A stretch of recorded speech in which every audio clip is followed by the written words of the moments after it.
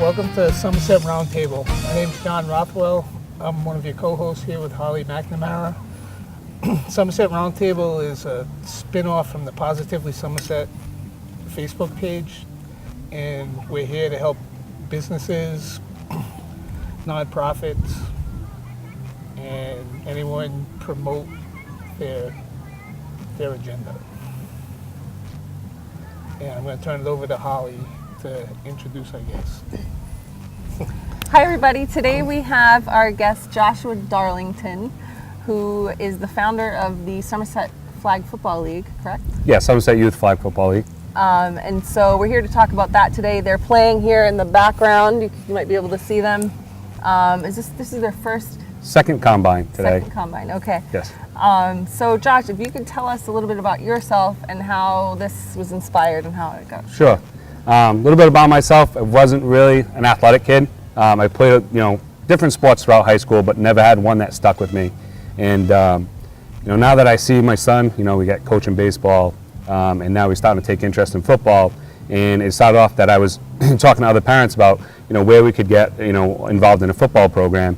And the closest flag football, because my wife was totally against any kind of contact football, was Lakeville. And I said, that's a shame. That'd be a tough drive every day to get out there and get out there to Lakeville for him to play.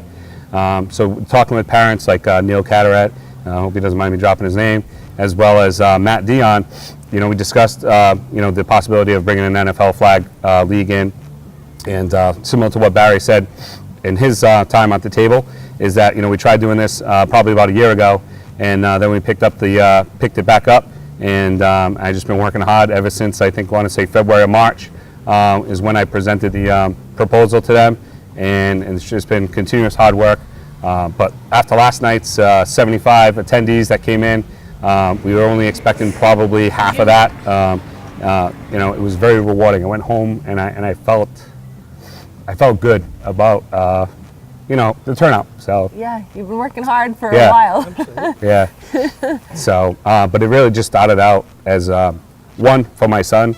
And then two, because I didn't take part in the middle school program when I was a kid, and I didn't do any kind of Pop Warner leagues when I was a kid. So when I played that first year of freshman football, I was way behind everybody else. And even though I played out throughout the season and I enjoyed being on the team, I just knew that, in the coming year that it wouldn't be for me. Right. So you're trying to help these kids get prepared for their football season in high school and yeah, it's starting to get the love of the game, get some of the basic fundamentals in. Some of the fundamentals obviously differently because we're playing flag football. There's no contact at all. So they're different fundamentals, but they're going to learn how to catch the ball. They're going to learn how to throw the ball. They're going to learn how to think strategically, offensively, and defensively. So. Cool. So go ahead. The reason this all started was because of when we had our budget crisis and the middle school was forced to cut their football program. I grew up through that program, and I had a problem when they cut it because football, unlike other sports, you need a feeder program. Correct. And I think this is a great opportunity to create that feeder program. Correct. Yeah, and it's not, I wasn't trying to take away from any other leagues. I talked with Dave Gaspar from Somerset Swansea Youth Soccer. We're trying to work out our schedule so, kids, if they want to, can participate in both. For me, my son played baseball summer, winter. He did camps, and then he plays spring and fall. It was just, to me, it was too much. So I wanted him to have something that would break it up and something that he would enjoy, something that he's passionate about. And you can kind of see that same passion with the high school football players that are out there right now. They're out there mentoring those kids, which I think is great because it's awesome when you can do something that you're passionate about and carry it on to, like John said, the next generation.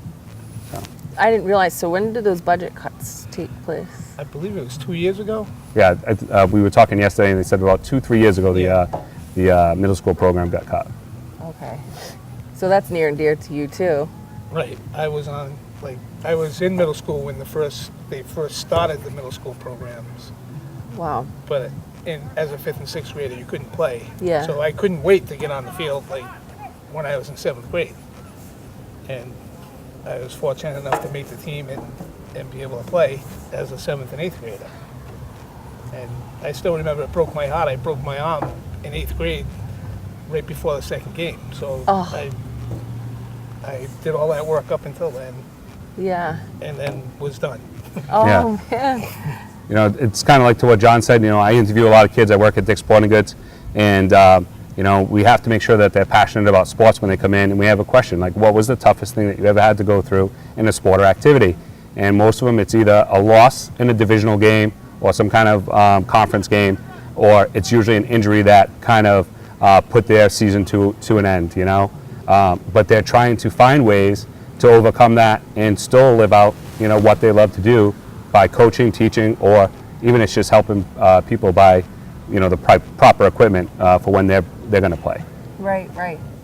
So John, yeah, you've seen the middle school program all the way through, and so now are you helping with are your kids involved, or?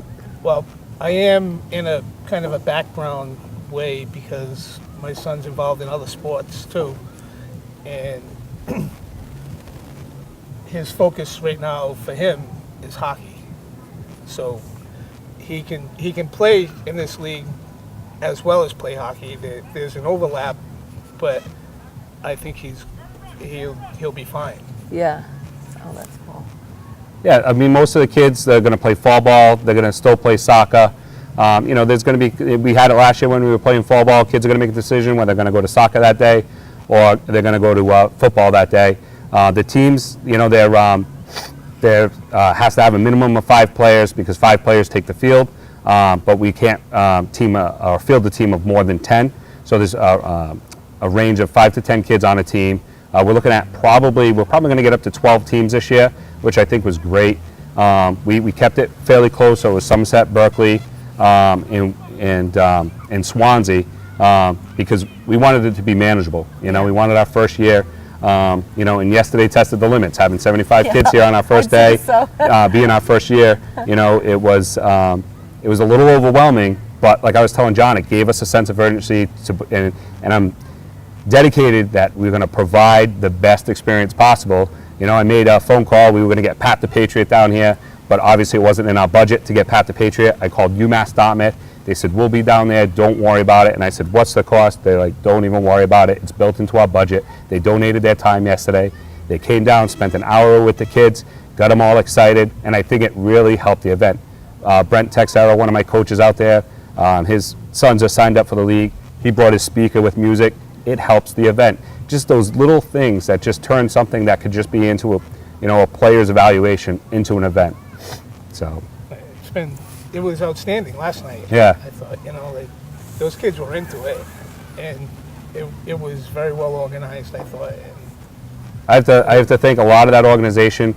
Coach Frank Sullivan was down here last night, Sully, and you know, he has that personality. Like, we're going to get it done, and this is how we're going to do it. And he made sure that we were organized and that because we didn't have a plan. You know, we tried to meet a couple times to make sure that we were as organized as possible.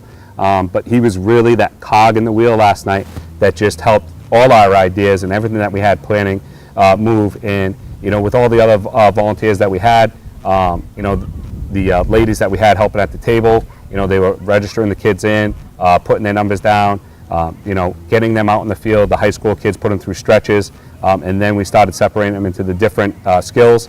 And, you know, we started late because we had so many kids, but we did end up going until 8:30, and I don't think anybody was disappointed in, you know, in the time that they spent here last night. So great. So how are you getting your volunteers? So I did put out an email, and I will admit, you know, part of me starting this, and I do have helpers, but I want to be able to take responsibility, and, you know, if somebody asks a question, I want to be able to answer. So I've been taking a lot on, more than I probably need to, and I do have the volunteers that are more than willing to help.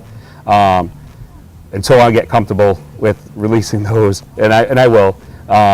we're going to make mistakes, but, we're going to learn from those mistakes. And I think that's just a lesson that, hopefully we can teach these kids and sometimes even the parents in life that mistakes happen. And you know what, as a community, we can get through and pull it together. Nobody should really be judged or criticized on those mistakes, Right.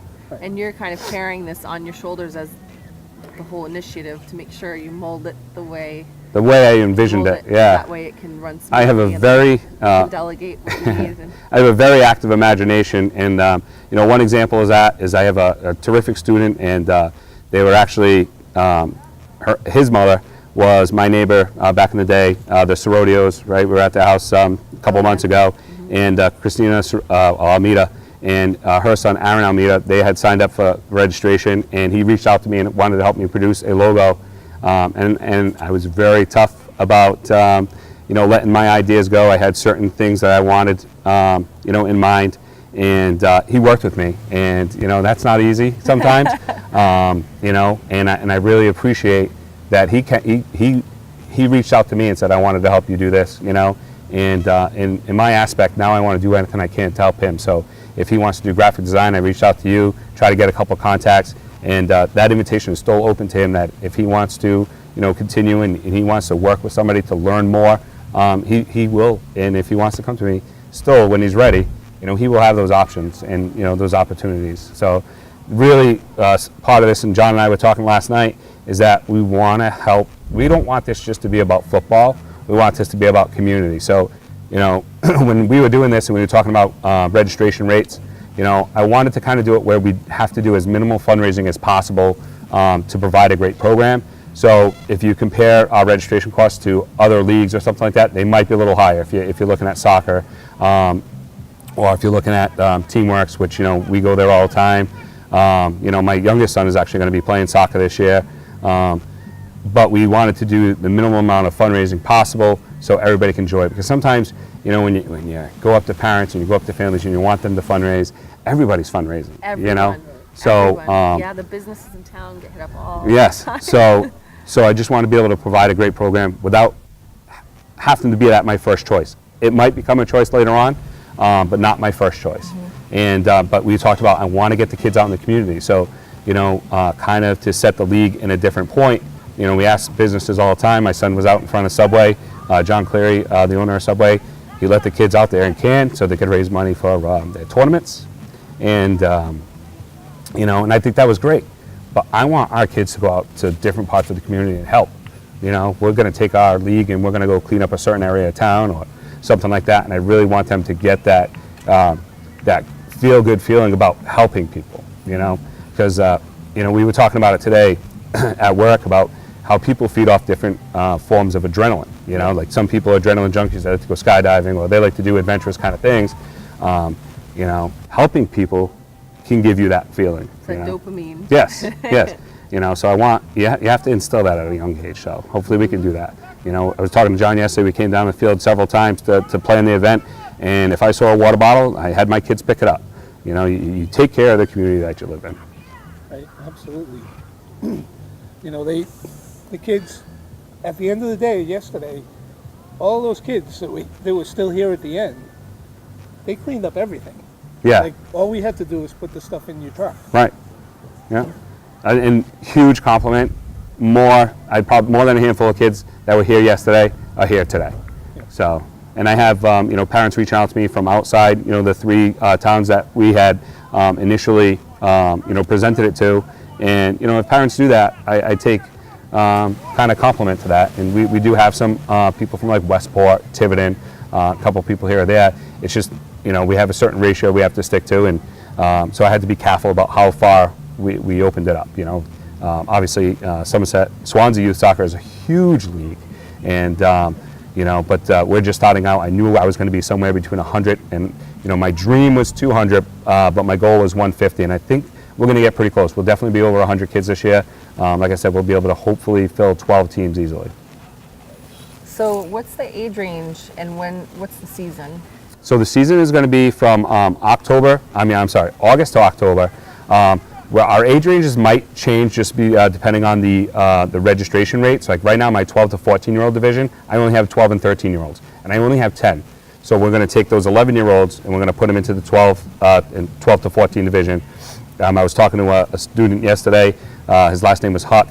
Big kids, like 6 foot tall. And I said, "Where's all your buddies at?" You know, and he's like, "You know what? I don't know, coach." He goes, "But you know, they all complain that they don't have a program to play in, and then here you are, you're providing one, and they're not here." He goes, "That's on them." You know, he was awesome, and he was right. You know, and I think a lot of them, like John was talking about, they want that program that the middle school has.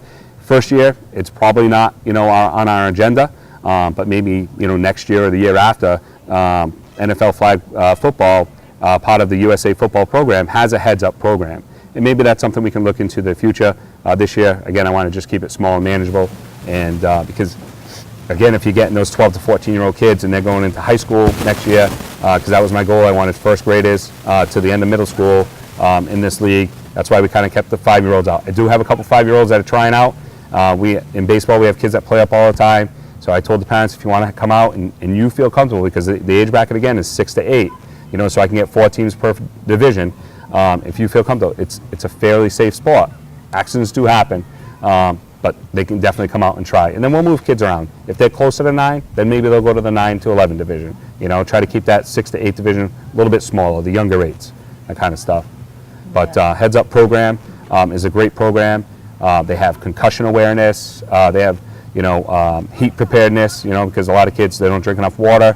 You know, and then they have heat stroke out in the field, stuff like that.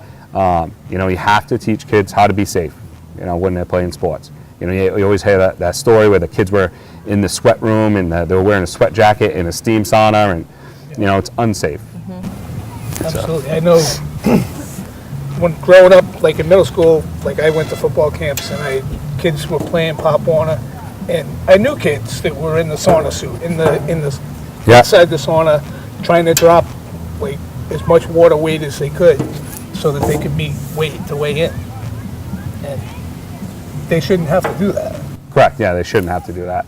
You know, there's a good thing about being competitive, right? It helps us prepare us for life. And just like I was talking to the kids today, stuff that you will learn in sports, responsibility, you know, dedication, determination, hard work, that's all stuff that carryovers into different aspects of your life. You know, you might not think about it now, but I hire kids all the time, and none of them really know what work is. You know, they think you go there, and as long as you stay there for 4 to 8 hours, you're going to get a paycheck, you know. And working at Dick's Sporting Goods has kind of, you know, helped me figure out where I want my kids to be. Because my youngest son, he'll work all the time. I was telling John, my oldest son, he just wants to party all the time. He just wants to have a good time, play sports. He doesn't really want responsibility, so that's going to change for him this year. So, you know. Crazy. Yeah. So, what are your bigger visions for the league? Or are you kind of just going with it year to year right now? You know, I'm kind of like that guy that starts a business and he's okay with keeping it small. But yeah, I definitely want to get bigger. I want to get more people involved. You know, I love watching people, like Brent this past week. I met him at Dick's Sporting Goods. He was getting his son his equipment. We just started talking. He offered to help out. Next thing you know, he's here on Tuesday night to help me, you know, kind of pre-plan everything, kind of get an idea of what we're going to do, what equipment we're going to need. And you can just see the passion in him to not only be there for his kids while they're playing, but to make this league something great, you know. So I just want it to be great. I want it to be positive. Not to you know, I was telling John yesterday, a lot of the inspiration came from, you know, you're on those Facebook pages, and we talked about it earlier, and, you know, you kind of feel down, you know, and, you know, having Positively Somerset, you know, it felt good, and I just kind of wanted to continue that. We were talking about the whole Wilbur School, you know, the grass, and yeah, you know, and everybody reached out, and it wasn't, for me, it wasn't about that. Right. It was about inspiring people to take a little pride. I live on the north end, you know. It just so happened that we were having practice there, you know, during the week, and, you know, my wife had saw the post, and she's like, "You better go down there and check the grass."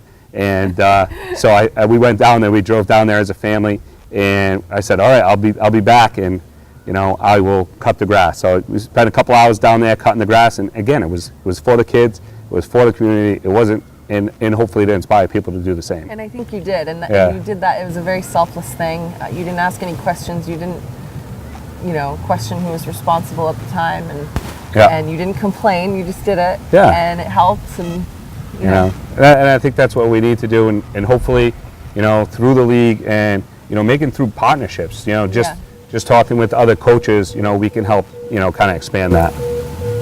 That's great. Great. It is.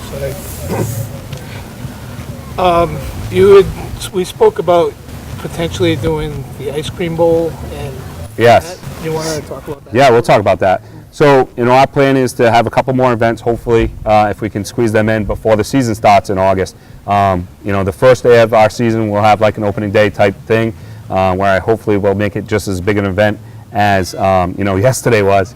And then we're going to have a couple things throughout the season. So I talked to Bev over at Simcock Farms.